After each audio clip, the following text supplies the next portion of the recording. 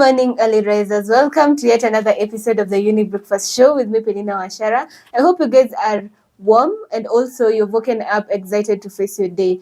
For me, I'm really excited to start this conversation and to have this show particularly today. So anyway, as it is the norm here at the Younib Breakfast Show, let's go straight to the morning bite of the day.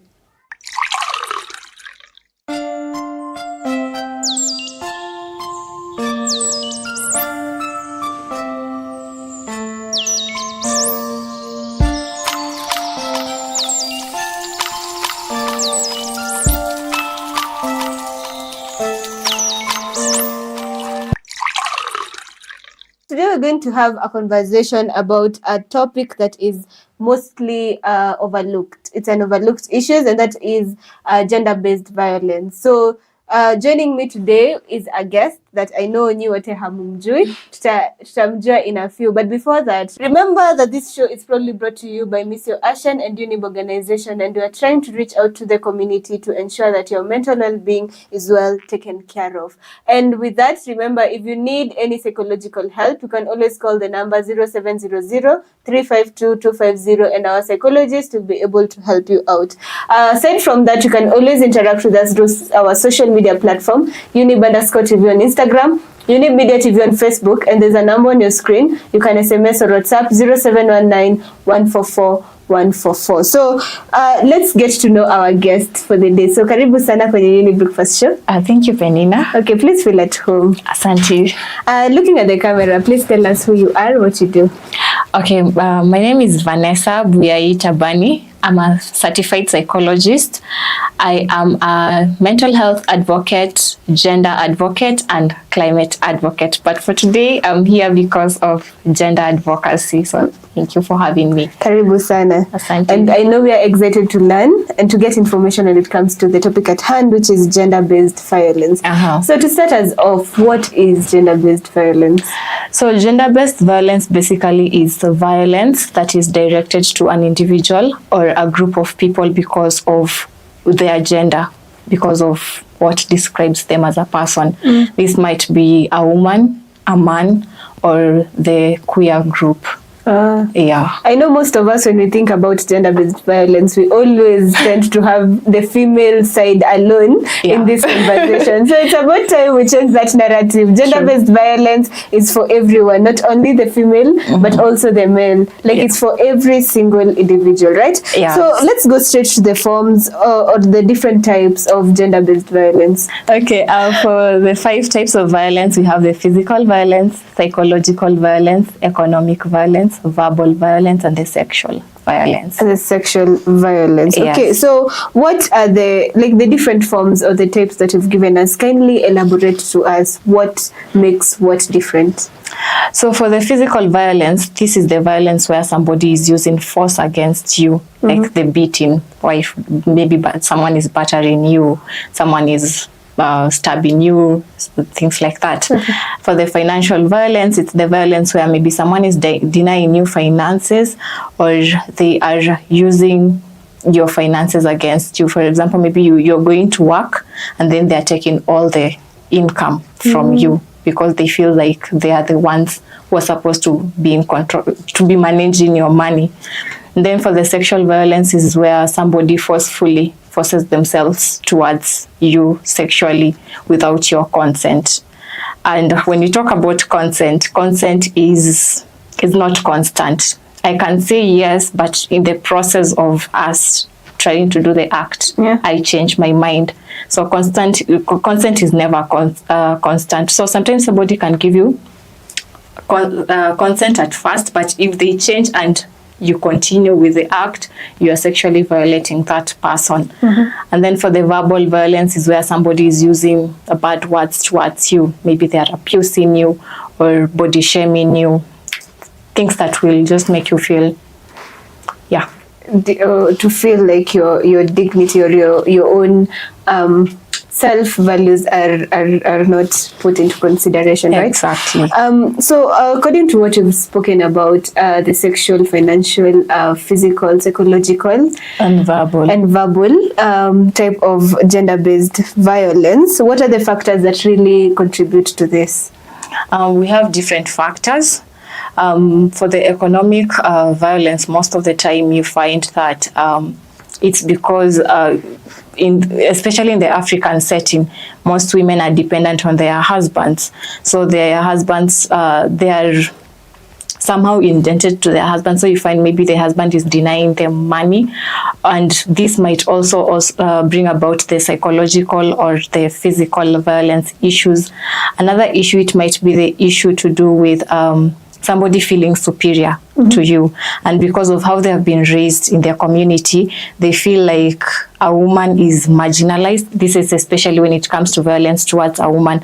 They feel like a woman is marginalized, so the only way I can communicate to this woman to listen to me if they have made something wrong is beating them or abusing them. And for others, because we feel like men are the ones supposed to be the head of the community, or the heads of the family, a woman finds themselves in a position of, because she's the breadwinner, she despises the husband, abusing the husband, denying them finances, because they feel like, you're the one supposed to be giving me these finances, I'm not the one supposed to be catering for your needs. And then you might find in other scenarios, people who are just narcissistic. They just hate a particular gender. So they portray their hate in those different forms of violences, and this mostly might come out verbally or physically, and this mostly affects the queer community. You find that people are beating them up, or they're being abused because people just feel like they're not supposed to be in the community. Okay, so it means that all these forms of gender-based violence really are correlated. Like you may find somebody it maybe had started as a financial violence, form of violence, but ended up being all the forms of violence. Yes. So they are correlated. They are correlated to each other. Yes. Okay, so when we talk about, I've heard you saying about the culture and the society. So what are the norms of our society or of our cultures and attitudes that really impact the prevalence of gender-based violence?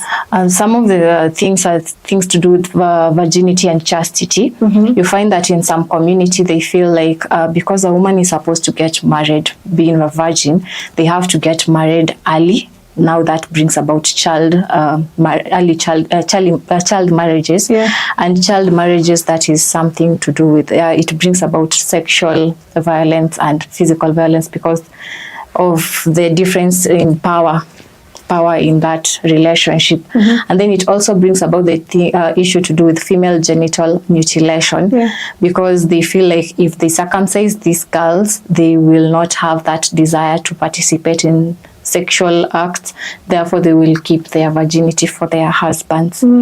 Another thing is the gender roles in our community. They have brought about that issue of men feeling they feel to be superior more than the women, so they somehow sideline the women, and therefore they even when it comes to the relationship of marriage, they feel like the women are not supposed to be on the same level with them when it comes to decision making.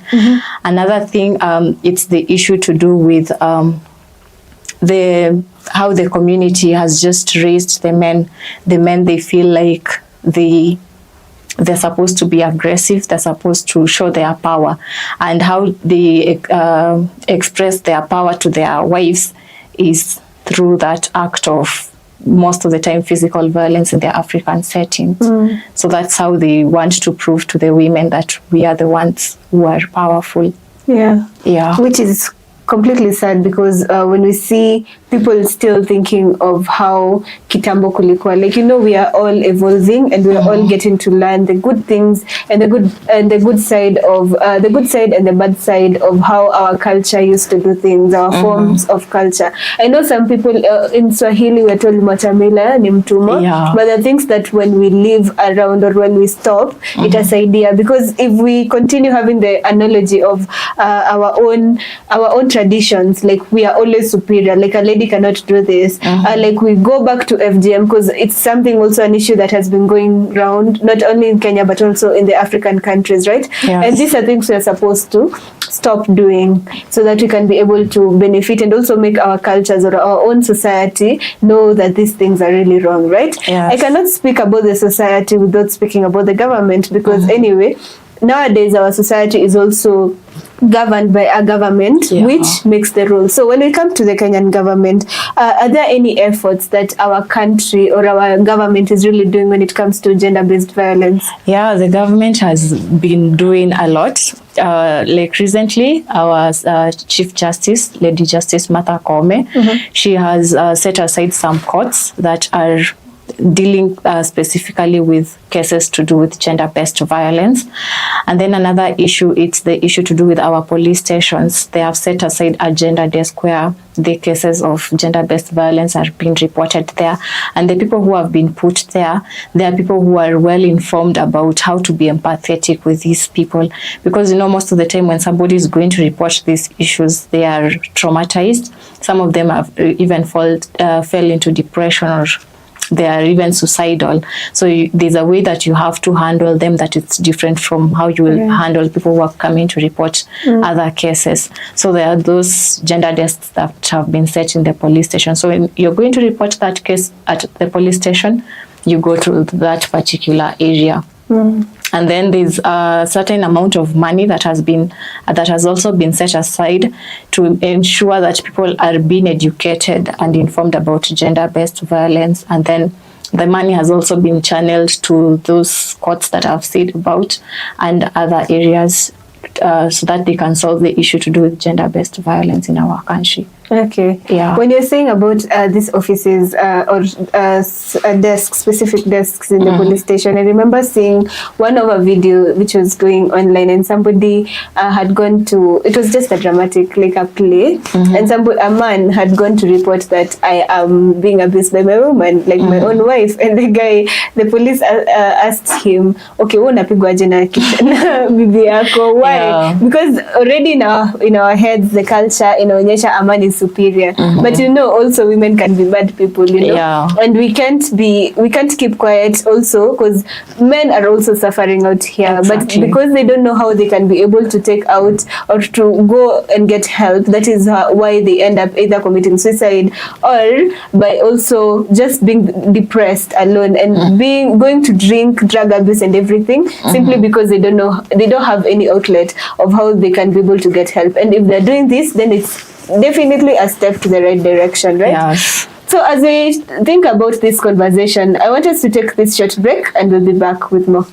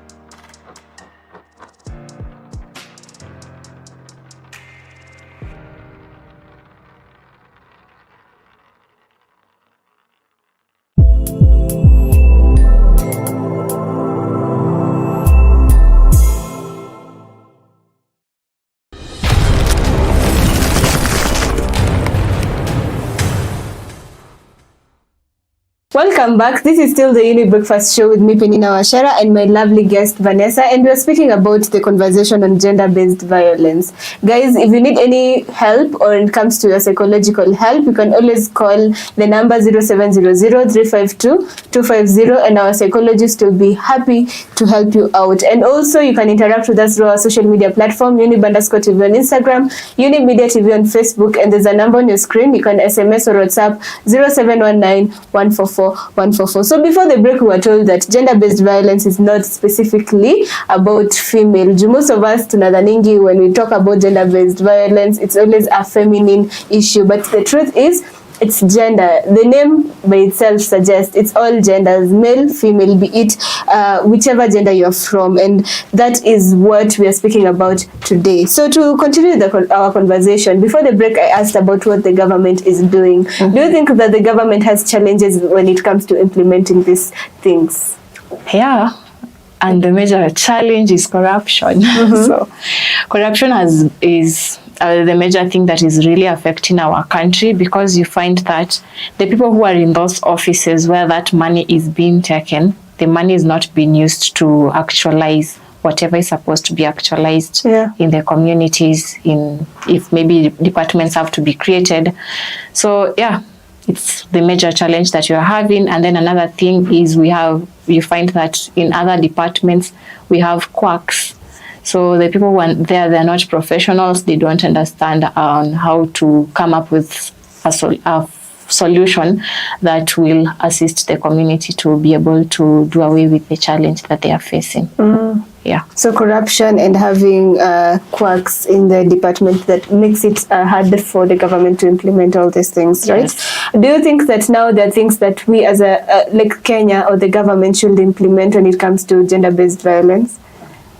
Yeah, there are things that the government really needs to implement, because we need the awareness is still we have not made a milestone when it comes to creating awareness about gender-based violence. Mm-hmm. So in the communities, they can set up something like where the chiefs are, they educate the community members about gender-based violence, and then aside from that, they can also include it in the curriculum, in the school curriculum, so that the students can also know what gender-based violence is, because they're the future leaders, they're the future people in our society. Yeah. So that the time when maybe they're entering into relationships, they can know the red flags to not, and when to say no to that relationship, because the person has maybe some aspects of gender-based violence. And they can also assist their parents at home to report those cases, because the funny thing about our community, people don't know that children see and they know things. Yeah. And you might find other children going to tell teachers in school, "Ay, mami na dadi jana walikuwa wanapigana." So the children being informed, they can assist their parents who might be afraid or scared to leave that particular toxic environment, mm-hmm. to leave the environment. And then another thing is economic empowerment. You find that some girls, or most girls, they drop out of school, or they are victims of teen pregnancies, and therefore they are depending economically on an individual who is being violent towards them. So empowering these girls by giving them those short courses, or if the government can just sponsor them to get those skills so that they can be able to get a source of income, it might be of help to our communities. And it will reduce gender-based violence, right? Yes. We speak about education, and I know you have mentioned just a little bit about schools. Mm-hmm. So I want us to go there. What is the role of education or of our schools when it comes to gender-based violence? The role of education to our children when it comes to gender-based violence is they will be made aware that there's a thing called gender-based violence. Funny thing is, most of ladies in our communities, they have faced sexual harassment, be it from matatu people, be it from teachers in school, be it from relatives at home.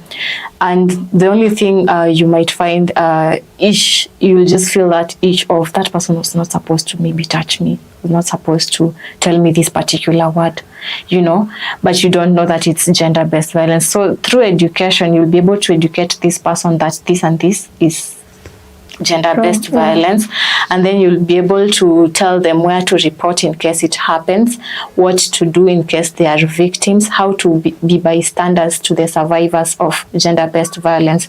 Because recently you find that most people come out and say that, at the age of 10 I was sexually violated in my parents' house by a relative, but I couldn't tell my parent, or I told my parent, but they didn't believe me.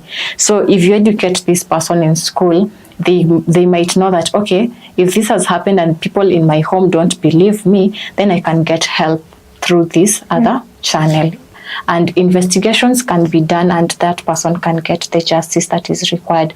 So by educating, basically in simple terms, you'll just empower this person to know what to do when they find themselves in that space, and to know what gender-based violence is. So the main role of educators is to just empower these children, to teach them and tell them what is right when it comes to facing normal life occurrences, and that will help them be able to know what is wrong and what is right? Yes. And that will make them know even better to go even spread the awareness to their parents, to their households, to their friends who have no idea about it. So it's important for us as educators, like our teachers in school, it's important for you to just have some small services, or hizo vitu tu tudogo wenye kitambo tulikuwa tunaona tunaletewa people from outside to speak about specific issues, right? So if the school can have people who can also talk about gender-based violence, it will be helpful, not only to the children but also to the whole community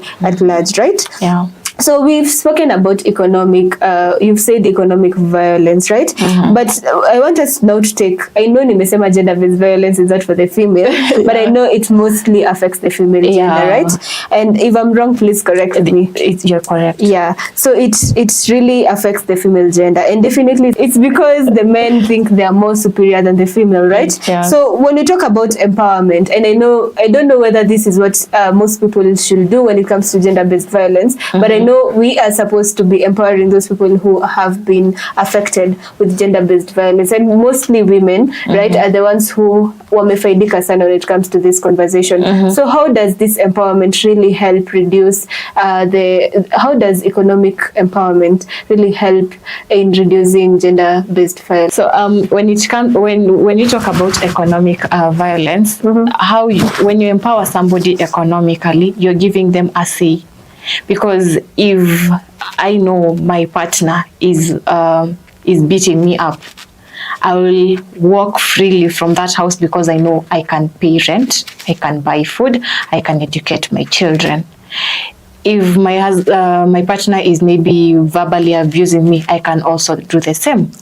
But if I am not empowered, I will not be able to leave that place, because I'll be like, when I leave, what next? This person is the one who is providing for me, the person who is providing for my children. I can't go back to my family because of stigmatization. I'll be told nilitoka kwa ndoa, and in the African setting we really value marriage, so that thing atakuwa zile za let me just vumilia, ndoa ni kuvumilia for the sake of my children, and till when will you be there for the sake of your children? But when you're empowered, you can strongly be like, what, enough is enough, I'm leaving, I'm tired, I'm done.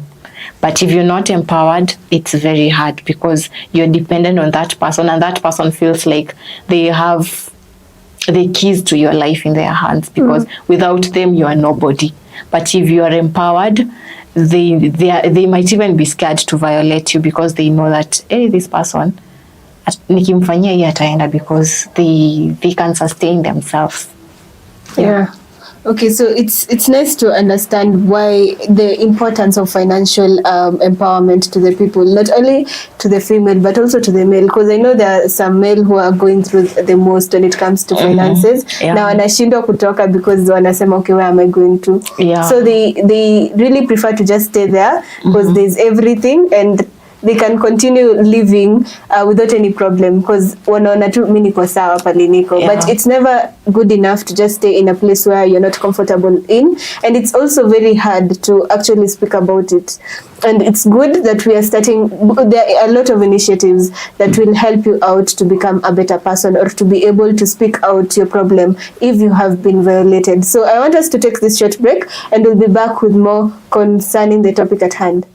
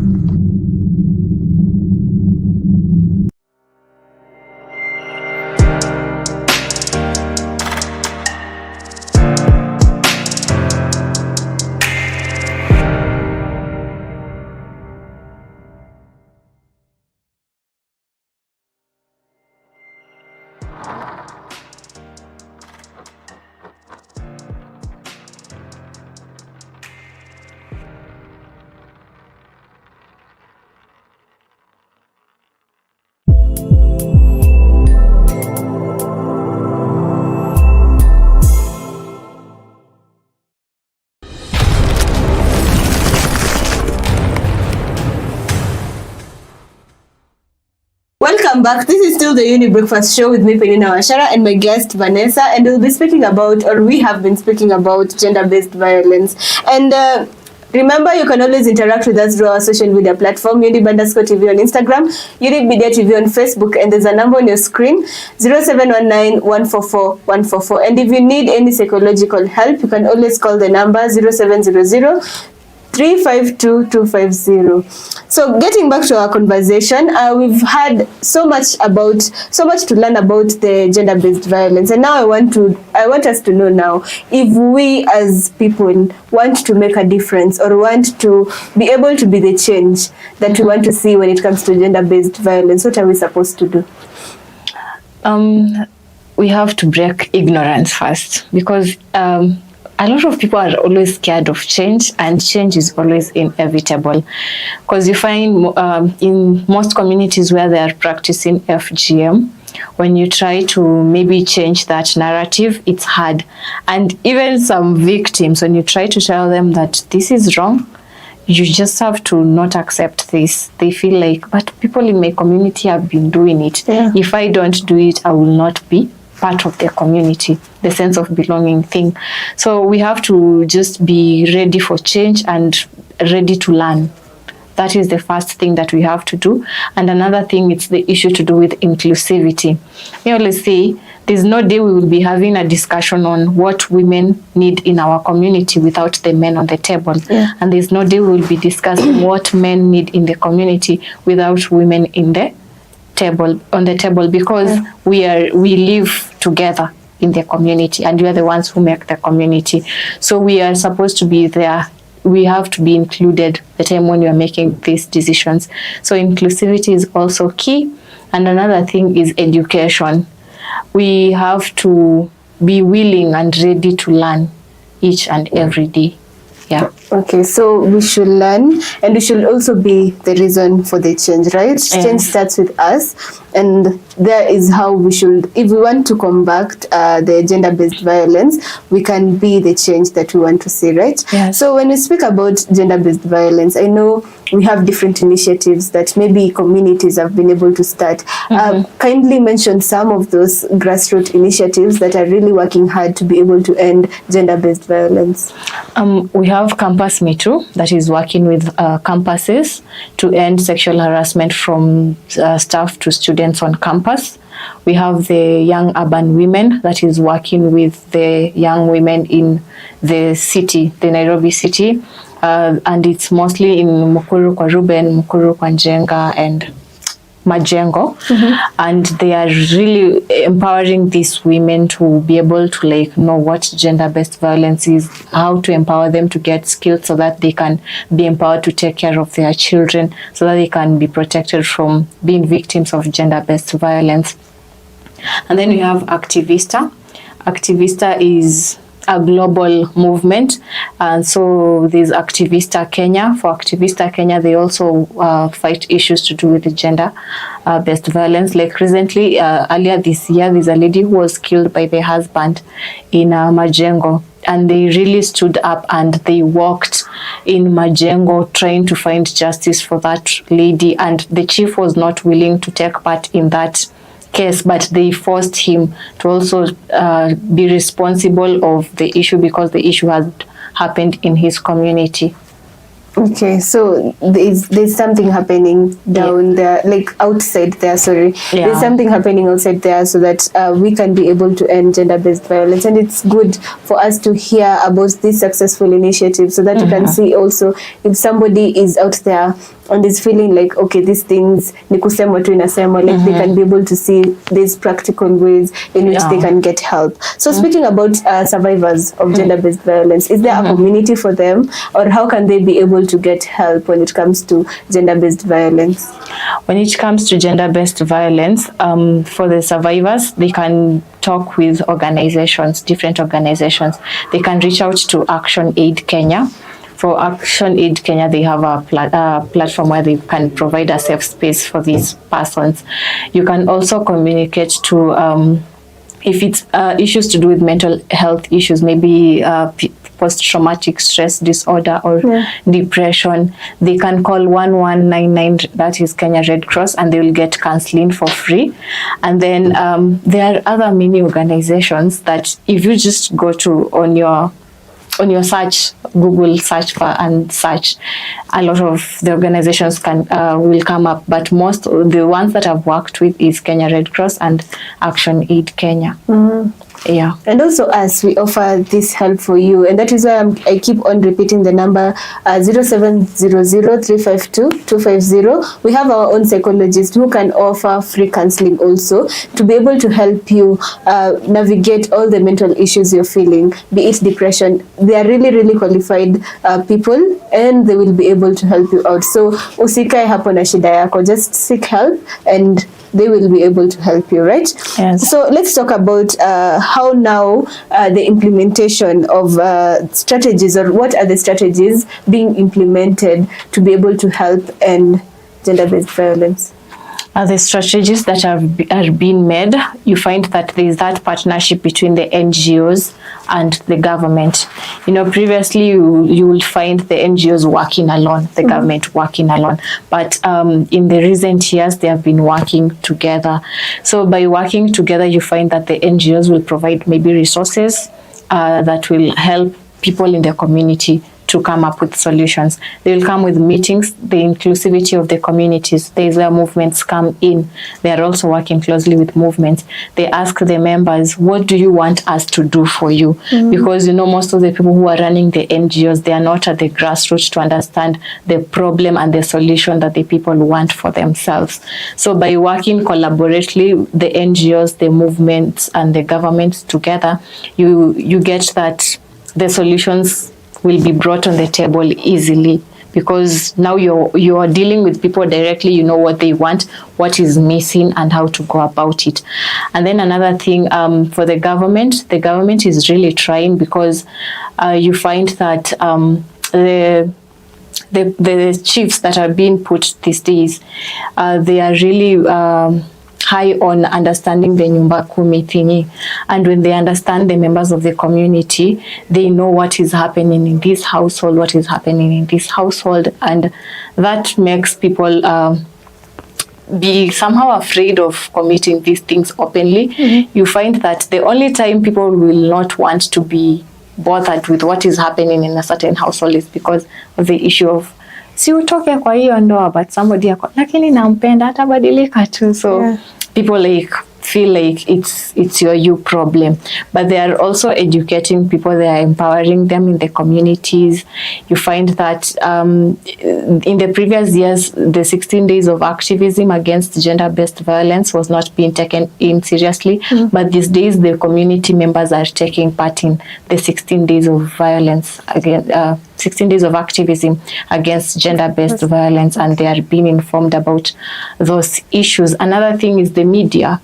The media is also like even this is a media channel. So they are really they are at the forefront of informing the communities about the existence of gender-based violence, and that makes them aware that, oh, this is violence. So me beating my wife is not something that I'm supposed to inherit from my father. It's wrong for me to fight my woman, or it's I have to empower my daughter so that they cannot go for this type of man. Okay. So it makes them informed on how to go about it. Okay. Yeah. So I know we spoke about challenges that the government is facing, and I know you've been working mostly with people with gender-based violence who have been affected with gender-based violence. So what are some of the challenges that you have been going through? Challenges that we have been going through is the stigmatization, because you find that in some communities, maybe a girl has been sexually molested by the grandfather or the father. If she comes out to speak about it, the family will do away with the person because they feel like umeenda tuharibia jina uko nje. So that becomes an issue. And then another issue that comes up is, again, under stigmatization. Men are not opening up about these issues because they feel like, if I go out there and tell my fellow men, or I tell the community that my wife is beating me, I'm now a lesser man. No. So I can't allow the community to think I'm lesser than what I am. So they keep quiet. And then another issue, it's the issue of with the police. Yes, the gender desks are there, but it has not been fully implemented. So when somebody goes to report that case, wanakuwa like, siniwe mwenye ulijipeana, or if the person has come to report the third time or the second time about sexual molestation, utaambiwa nawe ni wewe tu peke yako huwa unafanyikiwa na hizi vitu. So that makes somebody feel ish. And then when we are advocating about gender-based violence, funny thing, most men think it's a women thing, so they don't want to be included in the work against of ending gender-based violence in the community. So it's tiresome. Yeah. But I know you guys are doing quite a good job when it comes to stopping or ending the gender-based violence. Yes. Right? I want you to look at the camera and maybe give somebody who has been affected by gender-based violence, or somebody who is out there and feels like, I really don't want to speak about this, and anajieka tu peke yake to just suffer alone. Please give them advice of how they can be able to stop this, or how they can be able to continue with life. One thing I can say is healing starts with you as a person, and if you can't heal the inner person, you are the one who is damaged within you, and hurt people always end up to hurt people. So the only way that you can get out of that cocoon is by going to seek help. First of all, you have to accept the situation, then go seek help. This help can be therapy, the help can be you seeking justice. And for the family members, we have to learn, or any other loved one, we really need to learn to be active bystanders. We need to be observant, because funny thing is, it's not only, the reason why I'm really emphasizing that it's not only the girl child that is affected. A lot of our boys in the recent years are being sodomized by people well known to us. So if you're not observant, the child might be walking weirdly, they have maybe a change in their behavior, and if you can't be observant to note that and help that child get their justice, we will not be assisting those children. So those three: heal yourself, accept, and that can only happen through acceptance, seeking help, and being active bystanders to the people in our community. Okay, so Vanessa, if somebody wants to reach out to you, maybe ni mtu mwenye ameenda through gender-based violence ama anaona kitu about gender-based violence, how can they be able to get you? You can reach out to me through my Instagram at Vanessa_Buyai, Facebook Vanessa Buyai. Yeah. Thank you so much for coming and for empowering us and also enlightening us on matters gender-based violence. I'm sure right now we are more educated, we are more informed about the issue, and now we can be able also to talk about it to our friends, to our neighbors, to our family members, and also make a change, because as I said, change begins with us. And through information also, we have been able to get informed. Now we can be able to be the change. So asante sana. Karibu.